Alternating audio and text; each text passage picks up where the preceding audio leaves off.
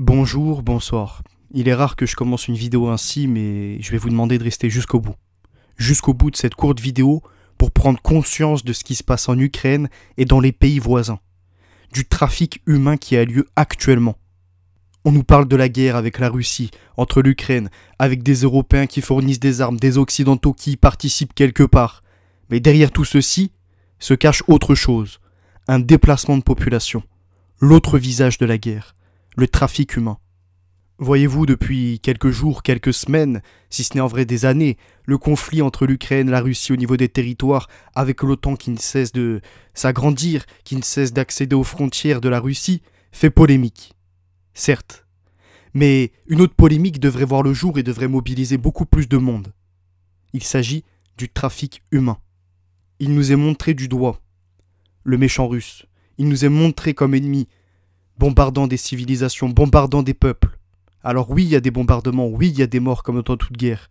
Néanmoins, est-ce que ça nécessite le déplacement de millions de femmes et d'enfants, sans leurs conjoints, sans des hommes pour les protéger?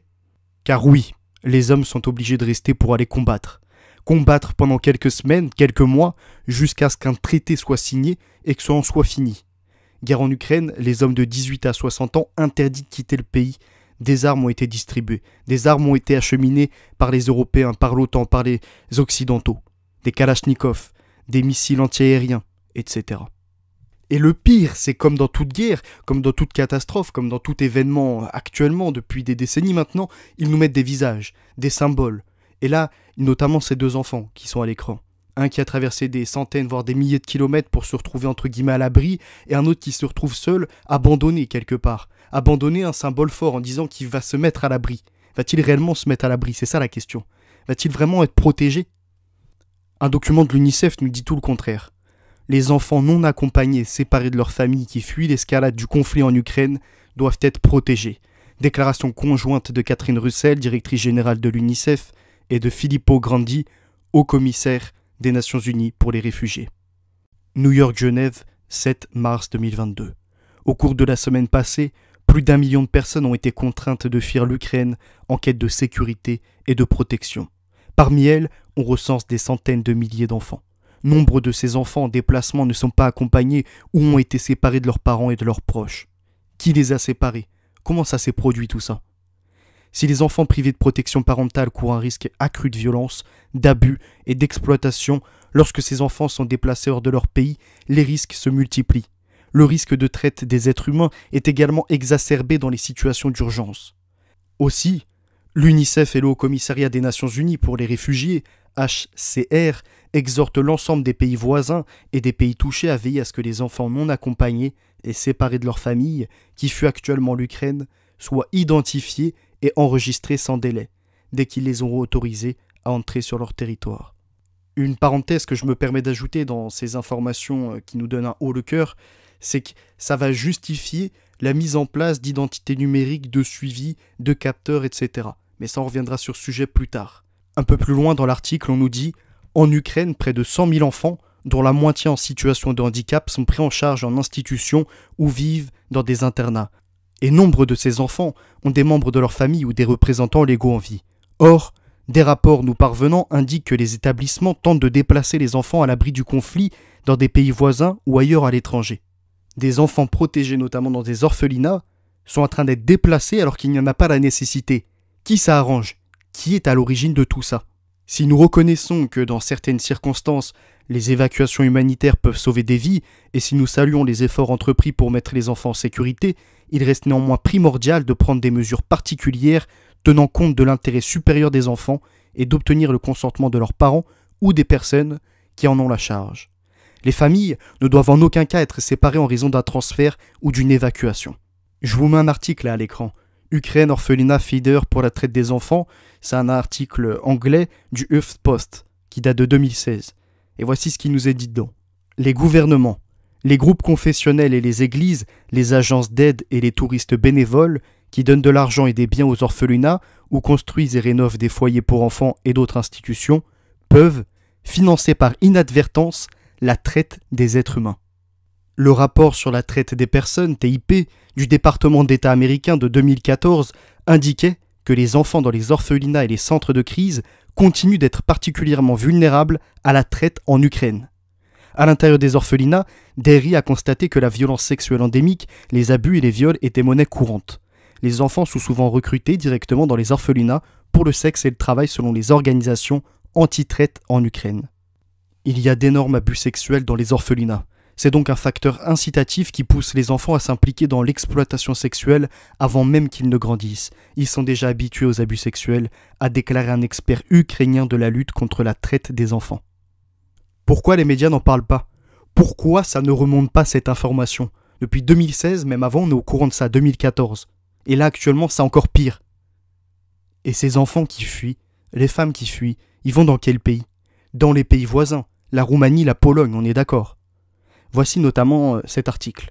La traite des enfants continuera en Roumanie malgré son entrée dans l'Union européenne. Genève. La traite des enfants restera un problème important en Roumanie malgré l'adhésion de ce pays à l'Union européenne le 1er janvier prochain, a averti hier le Fonds des Nations Unies pour l'enfance.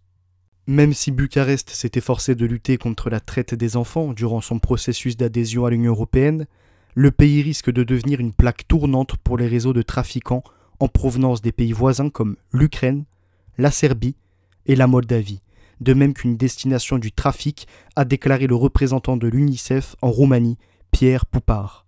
Le pays restera également une des sources d'approvisionnement des trafiquants qui visent les pays d'Europe occidentale, a-t-il expliqué.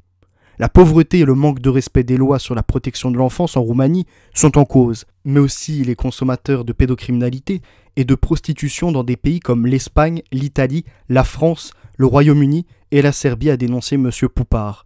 Dans ces pays, l'application de la législation contre les trafiquants et contre ces consommateurs n'est pas suffisamment stricte, a-t-il déploré. Voici un autre article, non pas sur la Roumanie, mais sur la Pologne, et il s'agit des mêmes types d'actes criminels qui sont opérés. Et on ose nous dire que ces réfugiés, que ces personnes qui fuient entre guillemets la guerre, sont en train d'aller chercher une sécurité et une protection. Oui, ils vont la chercher, mais est-ce qu'ils vont l'obtenir? Ça, c'est autre chose. Des travailleurs polonais réduits en esclavage dans le sud de l'Italie.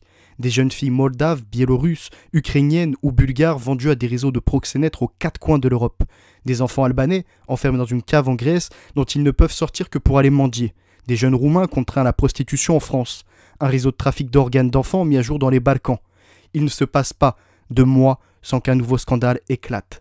Et là, je vais mettre une parenthèse et je vais vous inviter à aller regarder la vidéo sur le réseau pédocriminel, sur les réseaux pédocriminels, notamment Epstein. Epstein, il se fournissait où? En Europe de l'Est.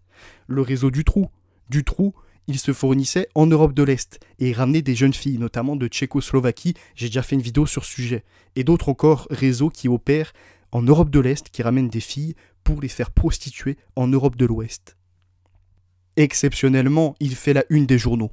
Le plus souvent, il est étouffé par les autorités parfois complices ou simplement peu désireuses d'exposer de sordides réalités.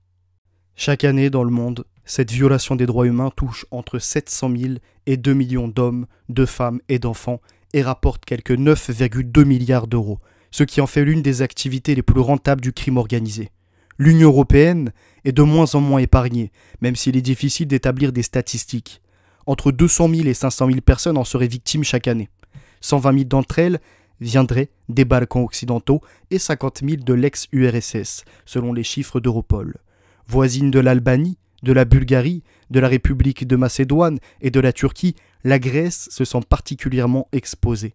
Sur son sol, les routes du trafic d'êtres humains ne désemplissent pas, si bien qu'en cette fin d'année, elle lançait à grands frais l'opération Ilaria. Le ministre grec de l'ordre public, Véron Polydora, résume le projet. Intensifier la lutte contre cette forme de criminalité qui avance peut-être plus vite que nous, renforcer la coopération entre les États et adresser un message fort aux pays d'origine de la traite, autrement dit fournisseurs. Le paradis n'est pas ailleurs, il ne s'agit pas de vider un pays pour en surpeupler un autre, assène-t-il. Je tenais à vous rappeler une affaire dénoncée par la brave Catherine Borkovac, qui travaillait à l'ONU, notamment avec DynCorp, en Bosnie. Et là-bas, elle a dénoncé des membres de l'ONU qui participaient à un trafic. Le 9 octobre 2000, l'inspectrice de l'IPTF des Nations Unies en Bosnie dévoile dans un courriel interne un vaste réseau de trafic d'êtres humains auquel des collègues participent. des collègues de l'Organisation des Nations Unies. Je vous inviterai également à prendre part de cette information. Il me semble que je l'ai abordé de façon assez importante dans un des directs, dans une des vidéos. Je vais vous inviter également à regarder les opérations des casques bleus. Et là, vous allez comprendre que depuis des années, il y a des trafics qui sont non punis. Des trafics qui sont orchestrés par de puissantes personnes. On parle de membres de l'ONU, on parle de casques bleus, etc. Si vous avez des informations actuellement par rapport à la crise qui se déroule en Ukraine ou dans les pays voisins, ou même des articles sur tout ce qui est de la traite des êtres humains, du trafic d'humains jusqu'à la prostitution, jusqu'aux actes pédocriminels qui sont orchestrés, n'hésitez pas à me faire parvenir des articles, n'hésitez pas à me faire parvenir des témoignages, ce genre de choses. Je pense qu'il y aura une vidéo qui sera beaucoup plus importante sur ce sujet. N'hésitez pas à partager cette vidéo et je vous remercie pour tous ceux qui avaient regardé jusqu'au bout. Et je pense que vous devez en parler, vous devez faire tourner l'information.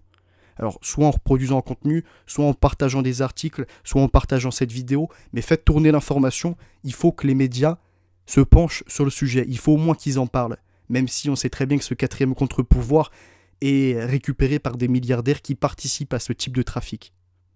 Merci à vous pour votre soutien et à très bientôt. La vérité est notre avenir.